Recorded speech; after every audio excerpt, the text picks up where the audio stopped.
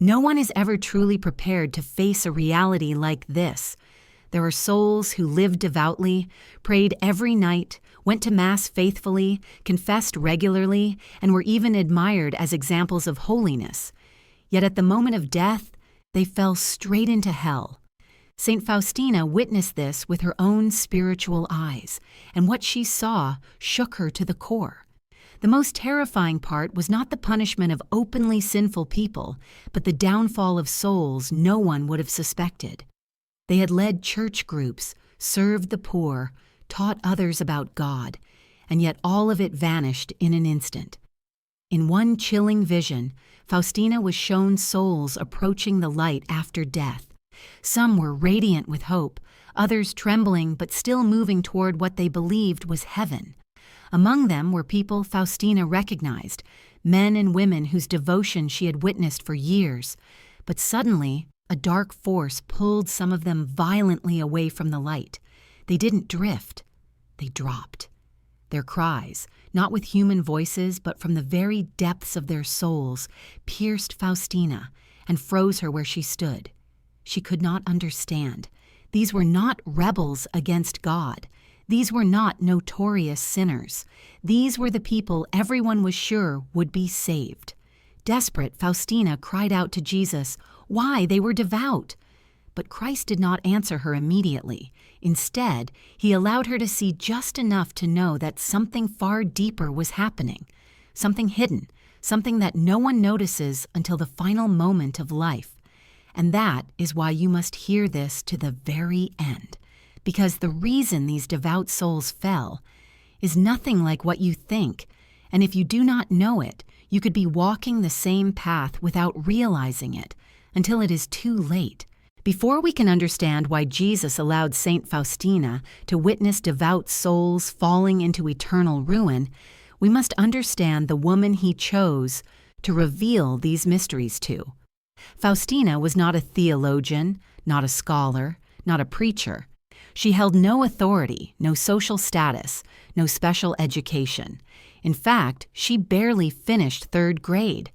And yet, it was precisely this simplicity, this transparent, unpolished purity, that made her the perfect vessel for God's revelations. She had nothing to boast of, nothing to protect, nothing to defend. She was a soul empty enough for God to fill entirely. When she entered the congregation of the Sisters of Our Lady of Mercy, Faustina lived a life that looked utterly ordinary. She baked bread, she scrubbed floors, she worked in the garden, she washed laundry.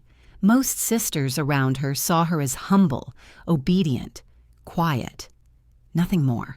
But behind those humble tasks, something extraordinary was unfolding. Jesus began drawing Faustina into a world unseen, a world where heaven and hell were not distant concepts but immediate, living realities. Faustina did not seek visions. In fact, many times she begged God not to give her such burdens.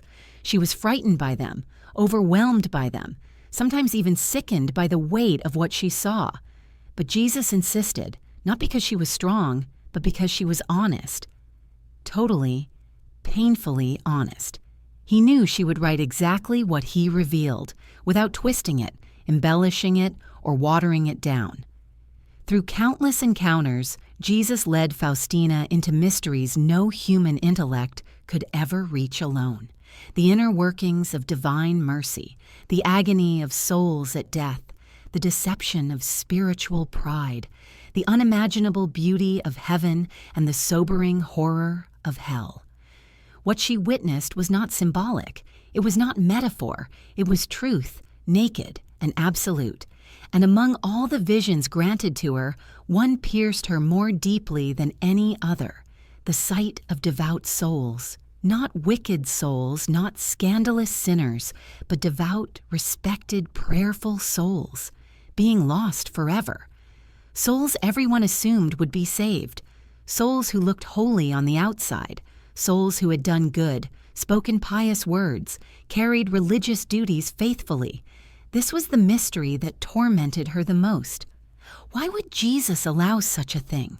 Why show her something so disturbing, so contradictory to what people normally believe about salvation? Jesus did not answer that question immediately. He prepared Faustina step by step, letting her see bits and pieces of the spiritual battles that unfold at the hour of death, teaching her that salvation is not determined by reputation, appearance, or even routine devotion. Something much deeper was at work, something most people never examine within themselves. And when Faustina was finally ready, Jesus opened the door to a vision that would forever change her understanding of the human soul. And he intended it to change ours as well. Faustina described a moment in prayer when her soul was suddenly lifted out of the physical world. It was not imagination, not a dream, not the soft feeling of spiritual reflection. It was a rupture, a real transition into a realm where time, sound, and space were different, sharper, more absolute. She found herself standing on the path every soul must walk after death, a place stripped of all illusion, where nothing could be hidden and nothing could be pretended. Before her, she saw souls moving toward a brilliant light, the light of God Himself. Some approached it with trembling hope, others with peaceful surrender. Faustina recognized many of them. They were people she had seen in church pews, people who prayed the rosary with devotion, people who volunteered, donated, taught, served. They were the faithful ones, the ones others pointed to as good Catholics, good Christians, good souls. Faustina's heart was filled with reassurance. Surely these would reach the light. Surely these would cross into heaven's embrace. But without warning, the vision twisted into something horrifying. As certain souls drew near the light, a force, invisible but overwhelmingly real, pulled them violently to the side. It was sudden, merciless, and final. They didn't drift or stumble. They dropped. Faustina heard a cry that was not physical, a cry that pierced beyond anything the human ear could endure. It was the cry of a soul realizing in a single instant that it had lost God forever. She froze. She watched, powerless, as these souls she believed would be saved, were dragged downward into a vast darkness, a pit without a floor, a silence without hope, a place where light simply did not exist. No angels intervened, no final warning was given, nothing slowed their fall. Faustina's mind could not grasp what she was seeing. These were not notorious sinners. These were not enemies of the church. These were not people who had rejected God openly. These were the ones who had lived among the devout, prayed among the devout, died among the devout, and yet they fell. In anguish, Faustina cried out within herself, "Lord, why? What happened to them? They lived for you, didn't they?" Jesus did not answer, not yet. Instead, he allowed her to keep watching. More souls came forward, some shining with authenticity, others dull with something she could not yet name. And she noticed something terrifying. The judgment that awaited each soul did not depend on what they looked like to others, but on what was truly inside them, a truth they could never disguise before God. Faustina felt a tremor inside her heart, not fear for others, but a sudden awareness of her own soul. If even the devout could fall, what did salvation truly depend on? The vision pressed the question deeper and deeper. Something was wrong. Terribly wrong in the way many people understood holiness, and Faustina knew Jesus was preparing to reveal a truth far more unsettling than anything she had seen so far. Faustina could not breathe after witnessing devout souls fall into darkness. The scene haunted her, twisting inside her chest like a question she could no longer silence. She turned to Jesus again, trembling. Why did they fall? They lived devoutly. They prayed. They served you. Why were they lost? The answer did not come as a voice from heaven. It came as a piercing illumination, a sudden clarity that unfolded inside her soul, revealing 4 hidden realities, 4 interior dangers that even devout people carry without realizing it. The first truth appeared to her as the image of a man who prayed faithfully and practiced his religion for years. To everyone else, he seemed honorable, humble, pious. But Jesus allowed Faustina to see beneath the surface. There, buried deep within, was a thin thread of pride, almost invisible, like the hairline crack in a foundation that no one notices until the whole structure collapses. He did good, yes, but he began to love the feeling of being good more than the God he served. A small, quiet self-admiration grew until his holiness became a mirror reflecting himself instead of a window opening to God. And at death, when everything is stripped away, that pride stood exposed. A soul full of itself has no room for grace. The second truth came through another image, a woman who prayed, served, confessed, and kept the commandments. Yet deep beneath the rituals and outward faithfulness was a wound she never let God touch. A resentment sealed away, a secret sin never fully surrendered, a bitterness she carried quietly through her life. She never denied the faith, but neither did she allow grace to reach the deepest part of her. In life, she managed to hide it, but at death, nothing hidden remains hidden. The darkness she kept locked inside became the doorway through which the enemy entered in her final moment. Then Faustina saw a third soul, charitable, involved, admired. This soul had served the poor, volunteered tirelessly, spoken beautifully of God. But Jesus showed her the truth no one else could see. The soul's works were not rooted in love, but in the desire to be noticed. Good deeds were done for applause. Pious words were spoken to invite praise. To the world, this person seemed holy. But before God, their works were hollow, like flowers made of paper, lovely from afar but dead when touched. And when the light of judgment fell upon them, those works offered no substance to hold on to. They crumbled like dust. But it was the fourth soul that horrified Faustina the most. A devout person who prayed constantly, followed church teachings, and lived morally.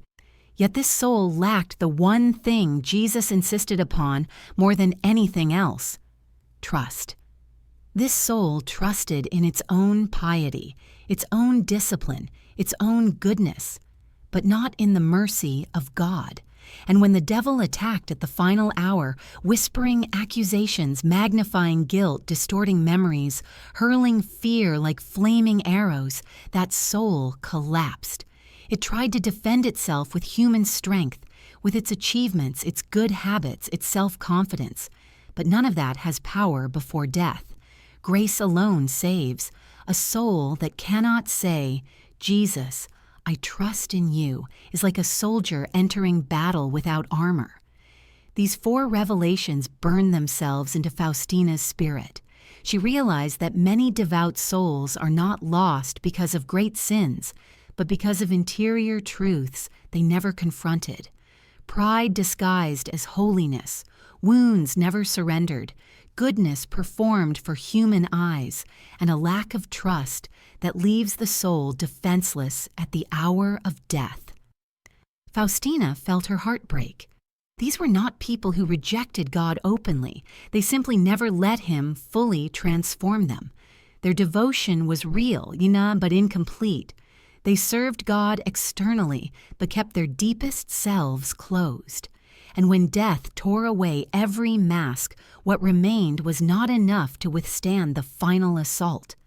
In that moment, Faustina understood Jesus' warning. Holiness is not measured by appearance, by reputation, or even by religious practice. It is measured by the truth of the heart, a truth that cannot be faked when the soul stands alone before God. And in the next vision, Jesus would show her exactly how that final hour unfolds. The terrible battle that determines where a soul will spend eternity. Faustina described another moment in adoration when her soul was pulled once again into a realm beyond earthly perception. This time she was shown not the judgment after death, but the precise moment when a person is dying, the hour that determines eternity. She said everything about that moment was different from what people imagine. It was not peaceful, not sentimental, and not a gentle drifting into sleep. It was a battlefield, a violent, invisible war waged over a single soul. Before her, Faustina saw a man who had lived devoutly. He prayed daily, went to confession, avoided serious sin, did his duties faithfully. Everyone who knew him believed he would die a holy death. But the moment his body weakened and his soul began to detach, a dread-filled darkness gathered near his bedside. It was not the dramatic, monstrous image people imagine. It was subtle, silent, cold, intelligent. A presence that had watched him his entire life, waiting for this exact moment. Faustina saw that at the hour of death, the mind becomes clouded, the senses fade, and the soul is stripped bare. At that moment, Satan does not tempt the dying with sins of pleasure. It is too late for that. Instead, he attacks with something infinitely more dangerous: despair. He whispers accusations, dredges up past failures, enlarges forgotten faults, twists memories, and pours fear into the soul like poison. And because the dying person no longer has physical strength, the battle becomes entirely spiritual. This devout man tried to resist. Faustina saw him reaching desperately for the comfort he expected his past piety to provide. He tried to hold up his good deeds as a shield, tried to lean on his years of prayer, his moral life, his religious discipline. But none of it quieted the terror swelling inside him. The enemy kept striking him with thoughts like fiery arrows. You are not worthy. Your sins were too many. God will not forgive you. You lived a lie. You belong to me. Faustina was horrified. She watched as the man's confidence in his own goodness began to crumble. His soul trembled, collapsing inward, searching for something solid to cling to. But he had nothing. Not because he hadn't prayed, not because he wasn't devout, but because he had never anchored his soul in trust. He had practiced religion, but he had not learned abandonment. He relied on himself, not on God. And now, in the final hour, self-reliance was powerless. Faustina could feel his terror. The dying soul saw eternity opening before him, yet instead of light, he felt only guilt and fear. The devil pressed harder, knowing how fragile he was. Panic rose like a tide, and for a terrifying moment Faustina sensed that the soul was on the verge of surrendering. Not to God, but to despair. She realized then why so many devout souls fall at the final hour. The devil does not need to corrupt them with new sins. He only needs to make them believe a single lie: that God will not save them. A soul that does not trust cannot call out for mercy, and a soul that does not call out for mercy has no strength when darkness surrounds it. Faustina trembled as she watched the struggle. She understood now that the hour of death is the most decisive, most vulnerable, most ferocious moment of a person's entire existence. Every mask falls away, every illusion collapses. A person stands alone with the truth of their heart, the truth they carried secretly throughout life. And as she stood there witnessing the terror of a soul fighting for its eternity, Jesus prepared to show her something even more painful, the kind of devotion that wounds his heart most deeply, the devotion that looks holy but leaves a soul unprotected when the final battle begins. What Faustina saw next was not a single soul, nor a single moment, but a truth that Jesus allowed her to feel, not with her mind, but with her entire being. It was the sorrow of God himself. And that sorrow flowed from one particular kind of devotion, a devotion that looks holy on the outside, yet remains empty on the inside, a devotion that impresses others but never truly reaches the heart of God. Faustina said that Jesus let her experience, for one terrifying instant, how he feels when a soul appears to be close to him, but is not. She described it as a pain deeper than any human betrayal, a wound inflicted not by hatred, but by pretense. These were souls that prayed the right prayers, performed the right rituals, attended the right devotions, and yet lived in a counterfeit peace. Outwardly, they seemed to radiate faith. Inwardly, they were hollow. In this vision, Faustina saw devout men and women walking confidently through life, believing their religious observance guaranteed salvation. They fasted, they volunteered, they carried rosaries, they spoke reverently. But when she looked closer, with the sight God allowed her, she saw a terrifying emptiness behind their piety. They had never let Jesus enter the secret places of their hearts. They had never allowed grace to transform their weaknesses, their wounds, their attachments, their hidden sins. They had built a beautiful exterior on a foundation of sand. Faustina saw one such soul kneeling in church, hands folded perfectly, lips moving with practiced devotion. But when Christ drew near, the soul recoiled. It loved the idea of holiness, the reputation of holiness, the comfort of holiness, but not the cost of it. Holiness meant surrender. Holiness meant humility. Holiness meant truth. And this soul could not bear to be fully known. It hid behind its own goodness like Adam hid among the trees. Another soul appeared in her vision, a woman who seemed gentle, charitable, attentive to others. Yet when the light of Christ shone on her interior life, Faustina saw what had been invisible to everyone else: judgment, envy, a subtle competition masked as virtue. Her charity had been a performance. Her kindness had been a currency. Her religious devotion had been a costume worn so convincingly that she herself had forgotten it was a costume. Jesus revealed to Faustina that this is what wounds his heart most deeply. When a soul practices devotion for human eyes, for personal pride, or even for the comfort of feeling good enough, not because he desires perfection, but because such souls refuse the one thing he came to offer: mercy. They do not think they need it. They believe their holiness is their security, not his love. And then Faustina saw a vision that pierced her like a blade. She saw a devout soul approaching Jesus at the hour of death, confident, composed, certain of salvation. But when the full truth of the heart was illuminated, the soul realized that its devotion had been superficial.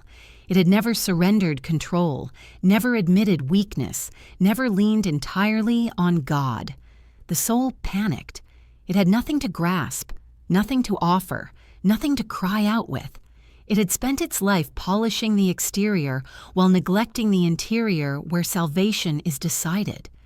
Faustina felt the shock, the humiliation, the desperation of that soul, and the profound sadness of Jesus as he whispered into her heart, "This is what pains me the most. A devotion without trust, without humility, without surrender. A devotion that honors me with the lips but keeps the heart closed." In that moment, Faustina understood something most people never grasp. A soul can appear holy, behave holy, sound holy, and still be completely unprepared for death, because God does not judge the devotion seen by others. He judges the devotion hidden in the heart. And in the next part, Jesus would show Faustina two scenes, one radiant, one horrifying, revealing what happens when the truth of a soul finally stands naked before God. Faustina said that after showing her the sorrow of hollow devotion, Jesus drew her into a vision that felt like standing at the very threshold between heaven and hell. There she witnessed two scenes, one filled with a light so overwhelming it seemed alive, and the other consumed by a darkness that felt like the absence of everything good. And between these two realities stood the human soul, fragile and transparent, unable to hide what it had truly loved in life. The first scene opened like the dawn breaking before her eyes. Faustina saw a soul who, outwardly, had not seemed extraordinary. This person had weaknesses, struggles, moments of failure. They were not admired for their holiness. They were not known as a mystic, not a hero, not a public saint. But when death came, something astonishing happened. The soul rose gently toward the light, not because of perfect works, but because the truth inside them was simple and real. This soul had trusted in God more than themselves, trusted in mercy more than achievements, trusted in love more than appearances. Faustina watched as angels surrounded this soul like a guard of honor. It wasn't the absence of sin that drew heaven close. It was the presence of humility. The soul did not boast, did not present a list of virtues, did not justify itself. It simply whispered what had been the silent cry of its life. Jesus, I trust in you. And at those words, the light intensified, as if heaven itself recognized its own child returning home. Then the vision shifted abruptly. Faustina was plunged into a scene so tragic that she said her spirit recoiled instinctively. She saw a soul who had lived a visibly devout life. People had admired them, praised their goodness, even called them holy. They had done many works for the church and carried themselves with an air of certainty about their salvation. Yet when the moment of death arrived, the interior truth of that soul stood exposed. And what Faustina saw was devastating. This soul had relied on its virtue the way a man relies on a crumbling branch over a cliff. It had built its confidence on the opinions of others, on reputation, on externals. And now, facing the blazing light of God, the soul shrank back in panic. It saw itself clearly for the first time, stripped of every mask, every title, every illusion. Its devotion had been skin deep. Its love had been conditional. Its faith had been nothing more than a habit. There was no trust in God, only trust in self. As the light drew near, the soul did not reach for Jesus. It withdrew. It feared the exposure of its weakness more than it desired the embrace of mercy. And in that hesitation, that instinctive recoil from the truth, the darkness rushed forward. It clung to the soul like chains. The soul cried out, but its cry was hollow, frantic, filled not with repentance, but with terror. And because it had never truly surrendered in life, it did not know how to surrender now. Faustina felt a coldness sweep through her spirit as she watched the soul slide toward the abyss, not because God rejected it, but because the soul had not allowed itself to belong to God. Then Jesus spoke to her heart with a solemnity that she said she could never forget. The light reveals the truth of every soul. Some run toward it, others flee. Their eternity follows the direction of their heart. Faustina stood in silence, shaken. She realized that salvation is not sealed by how people appear in church, nor by how often they pray, nor even by the amount of good they do. Salvation begins and ends with truth, the truth of a heart genuinely surrendered to God. And as the vision faded, Jesus prepared to reveal to her the secret he had withheld until now.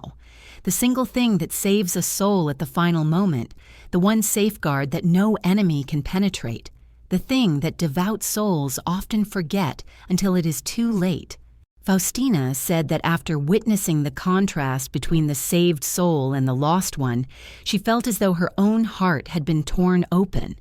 She knew now that outward devotion meant nothing without inner surrender, but she still did not understand one thing, the burning question that had haunted her since she first saw devout souls falling into the abyss. What, in the final moment, actually saves a soul? What protects someone when everything else collapses? Jesus allowed her to feel the weight of that question before he answered it. And when the answer finally came, it was not thunderous, not dramatic, but a quiet revelation that pierced deeper than anything she had seen so far. It was a single truth, so simple and yet so vastly misunderstood, that Faustina said it changed the way she understood every aspect of the spiritual life. Jesus showed her a dying soul, weak, trembling, overwhelmed by fear.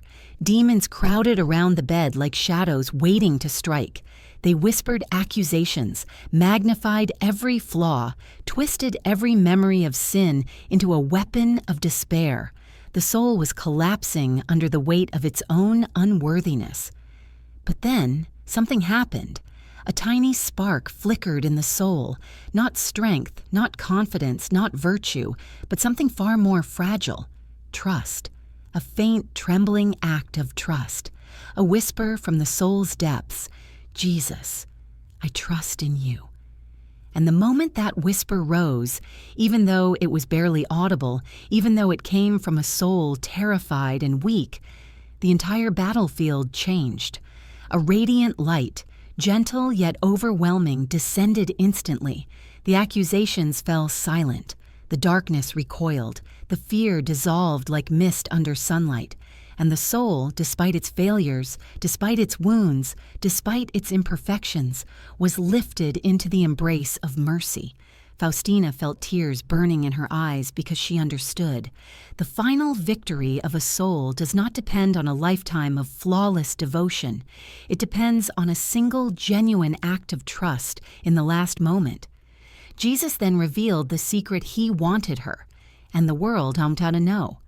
A soul who truly trusts in his mercy cannot be lost, not because of its own goodness, not because of its achievements, not because of its prayers, but because God cannot resist trust, even the smallest, weakest act of it.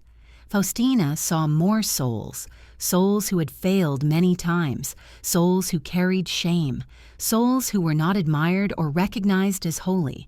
Yet when they called upon Jesus with trust, even in their brokenness, he rushed to them like a father running toward a child in danger. Heaven opened for them not because they were perfect, but because they surrendered.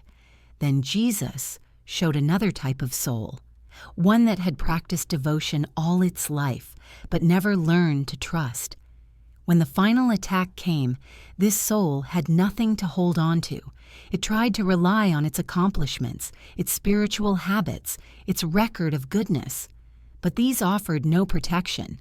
The enemy struck with despair, and the soul crumbled because trust had never rooted itself inside. Faustina finally understood what Jesus had been preparing her to see.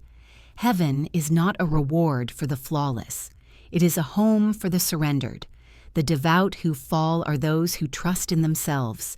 The sinners who rise are those who trust in Him. And the moment death arrives, all illusions vanish, leaving only one thing standing: the heart's relationship with God.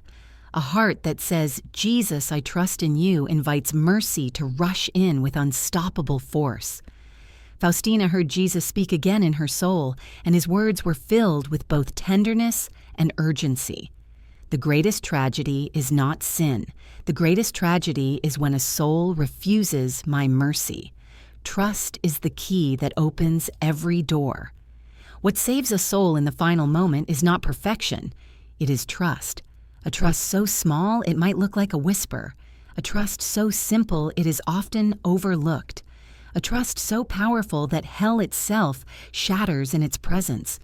In the next part, Faustina will reveal how this truth, this single act of trust, becomes the dividing line between salvation and loss, and what each of us must do now to avoid the fate of those devout souls who fell. As the revelation settled into Faustina's soul, she began to understand that Jesus had not shown her these terrifying and beautiful visions simply to shock her. They were not meant to frighten the faithful or discourage those who struggle. They were meant to awaken us, to expose the illusions we cling to strip away the false sense of security that comes from outward devotion, and to reveal the one path that truly leads to salvation. But Jesus also showed her that the message is not one of despair, but of hope, a real, concrete hope that every soul can choose, not only at the hour of death, but now, in the present moment. Faustina saw ordinary people, not mystics or saints, who lived with an interior honesty that drew God close to them day after day. These souls were not perfect. They stumbled often. They battled temptations. They carried wounds, memories, insecurities. But unlike the souls who fell, these people lived with their hearts open. They did not hide their weaknesses from God. They did not pretend. They did not build a polished exterior to cover an untransformed interior. Their spirituality was not a performance. It was a relationship. Faustina understood that the great difference between the soul that rises and the soul that falls is not virtue, but vulnerability. The ones who rise are those who let Jesus see everything.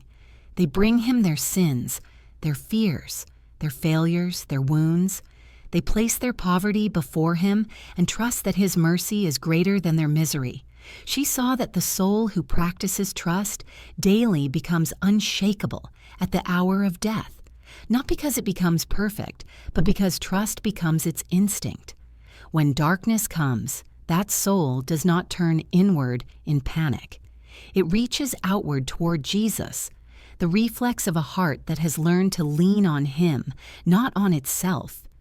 And she realized that trust is not something one improvises at the final moment. It is something formed throughout life. Every small act of surrender, every quiet admission of weakness, every whispered prayer of, "Jesus, I trust in you," becomes a stone laid into the foundation of a soul that cannot be overthrown. Faustina also saw what devout souls must do now, before the hour of death, to avoid the tragic fate of those outwardly holy souls who fell. They must stop hiding behind appearances. They must stop performing spirituality for others. They must allow Jesus into the rooms of their hearts they have locked for years, the places of shame, the places of hurt, the places they have never confessed, not even to themselves, because what is unhealed becomes the enemy's ground. What is unconfessed becomes the enemy's weapon. What is untouched by grace becomes the enemy's door. But when a soul dares to let Jesus into that hidden place, even once, even trembling, he transforms it. And once he enters, that place no longer belongs to darkness. Faustina saw that the path to salvation is surprisingly simple, but also painfully honest. Live in truth before God. Admit your dependency, offer your weakness, and cultivate trust not as a feeling, but as a choice, repeated again and again, especially on days when trust feels impossible. Because on the day when your own hour comes and the final battle begins, the strength of your soul will not come from how often you appeared holy to others. It will come from whether your heart has learned to lean entirely on the mercy of God. And that is why Faustina knew she had to share this message, because too many devout souls confuse habit with holiness, appearance with surrender, and compliance with trust. The difference between heaven and hell may not be as dramatic as people imagine. Sometimes the difference is as subtle as this. One soul whispers, "Jesus, I trust in you," and the other whispers nothing at all. When the final vision faded and Faustina returned to the quiet of her convent cell, she felt an overwhelming clarity settle over her soul. A clarity that Jesus wanted not only for her, but for every soul who would ever read her words. All the scenes of darkness and light, all the devout souls rising or falling, all the hidden truths and final battles, they converged into one unmistakable message. Eternity is shaped not by appearances, but by trust. Faustina said Jesus made her understand that no one enters heaven by accident, and no one falls into hell suddenly. The hour of death merely reveals what the heart has chosen throughout life. For the soul that has learned to trust, even imperfectly, even tremblingly, death becomes a doorway through which mercy flows like a river. For the soul that has relied on itself, on its virtue, its reputation, its discipline, death becomes a moment of exposure that it cannot endure. All the visions she saw were not meant to crush us with fear, but to awaken us with truth. Jesus never revealed these things to condemn the devout, but to invite them deeper, deeper than routine, deeper than habits, deeper than the comfort of looking holy. He longs for hearts that surrender, not lips that recite, hearts that admit their need, not reputations that impress, hearts that whisper his name with trust, not those that stand before him with their own accomplishments. In her final understanding, Faustina realized that the great promise of Jesus is shockingly simple. A soul that trusts in his mercy will not be lost. No matter how weak, no matter how imperfect, no matter how wounded, no matter how far it has wandered, trust opens the floodgates of divine mercy, and mercy is stronger than any darkness, any sin, any fear, any accusation of hell itself. This is the solution Jesus gave her, the resolution to the terrifying question of why devout souls fall. They fall because they trust in themselves, and the reason sinners rise is equally clear. They trust in Him. And so Faustina ends her message not with despair, but with hope. Hope that every soul, no matter its past, can begin today to cultivate the one thing that matters most. Hope that no one is beyond mercy. Hope that even the smallest act of trust can change an entire eternity. Let this final truth echo in your own heart long after these words end. Heaven is not for the flawless. Heaven is for the surrendered. And the soul that whispers, "Jesus, I trust in you," at the end, after learning to whisper it throughout life, will find itself carried into the arms of a God who never ever abandons those who trust in Him.